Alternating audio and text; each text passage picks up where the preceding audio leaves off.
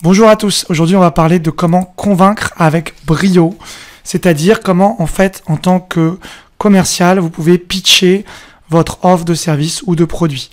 Je vais vous donner 3 techniques assez rapides pour vraiment réussir à convaincre et conclure une vente quand vous êtes avec des clients ou un client.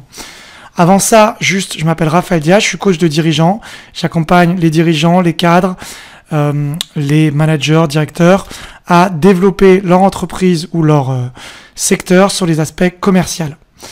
Premier conseil, quand vous pitchez votre offre, il y a vraiment cette expression convaincant, convaincu, c'est-à-dire qu'au lieu d'essayer d'avoir des arguments parfaits, soyez vraiment inspiré, projetez-vous vous-même dans la tête que effectivement vous êtes déjà en train la personne a déjà acheté, ce que j'appelle le paradigme de l'évidence, et vous devez être leader, c'est-à-dire que vous ne devez pas être comme un enfant qui demande la permission, vous devez être plutôt vraiment à l'aise avec le fait de parler de votre offre, vous devez bien sûr la connaître, c'est-à-dire répéter un petit peu éventuellement votre offre, mais aussi mettre de l'émotion.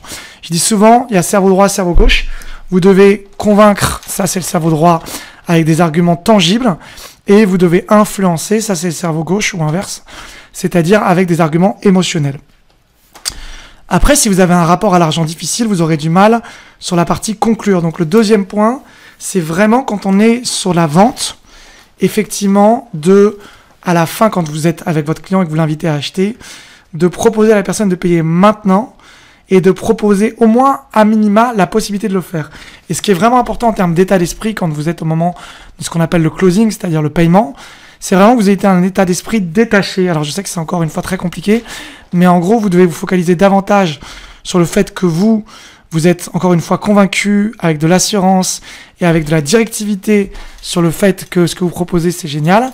Et après bien sûr il peut y avoir des résistances qu'on appelle la gestion des objections ou des doutes, etc. D'ailleurs souvent les dernières objections c'est plus des objections émotionnelles, c'est-à-dire que votre prospect va vérifier que vous êtes sûr de vous, que vous êtes calme, que vous êtes tranquille, que vous êtes à l'aise, qu'il n'y a pas de micmac et entre guillemets il va vous poser pas mal de petites questions avant de payer. Mais en tout cas vous devez vraiment expliquer à la personne, au moins lui donner la possibilité de payer. J'accompagne plusieurs dirigeants en ce moment, il y en a un où je lui ai vraiment dit que juste déjà il devait calculer le nombre de fois, non pas où il fait les entretiens de vente, mais au moins où il a donné la possibilité à la personne de payer, c'est-à-dire qu'il a envoyé le devis à minimum pour que la personne puisse payer. Parce qu'il n'envoyait même pas les devis, donc il parlait de ce qu'il proposait, mais il donnait même pas la possibilité à la personne de démarrer maintenant. Troisième point, donc on a vu que le premier point c'est convaincant, convaincu.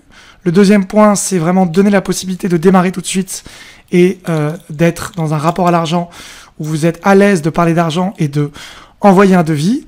Le troisième point c'est vraiment quand vous pitchez d'appuyer autant sur ce qu'on appelle les douleurs ou les problématiques rationnelles et émotionnelles, il faut que ce soit tangible et aussi que ce soit au niveau des tripes, qu'il y ait des émotions, qu'on puisse sentir ce que vous dites. Par exemple, si j'essaie de proposer, je sais pas moi par exemple, un service d'automatisation logicielle, je vais dire d'un point de vue rationnel, ce logiciel va vous permettre de gagner, je sais pas, 3 heures par semaine parce qu'il va vous faire des transferts de fichiers, etc.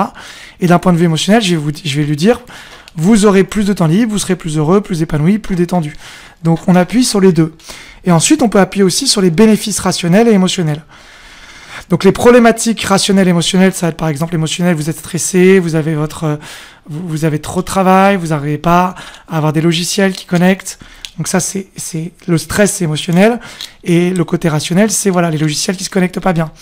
Et ensuite quand on parle de la deuxième partie, c'est-à-dire les bénéfices rationnels, c'est il y a plein de process et de méthodes qui sont faits tout seuls, vous avez directement votre comptabilité qui est faite toute seule, quasiment par un logiciel, etc. Et les bénéfices émotionnels, ça va être vous êtes plus serein, plus détendu, etc., etc. Donc j'espère que ça vous a plu. On a parlé de 3 points. Effectivement, le leader, il doit être convaincant, convaincu, le commercial, et il doit vraiment être focalisé, non pas sur le fait de vendre, mais sur le fait qu'il puisse vraiment transmettre avec passion ce qu'il propose. Deuxième chose, donner la possibilité à la personne de payer tout de suite. Ça, c'est sur la partie conclure. Et troisièmement, les douleurs ou les problématiques, on peut en parler avec le cerveau droit et le cerveau gauche, rationnel et émotionnel. Pareil, quand on veut plutôt vendre avec le côté rêve ou bénéfice, on va parler des bénéfices rationnel, émotionnel. J'espère que cette vidéo vous a plu. Vous pouvez liker, vous abonner. Et pour ceux qui sont intéressés pour faire un audit de finalement leur activité ou en tant qu'entrepreneur, dirigeant ou commercial, eh bien, vous avez mes coordonnées juste en dessous et je propose toujours un audit gratuit. C'était Raphaël Diaz, à très bientôt.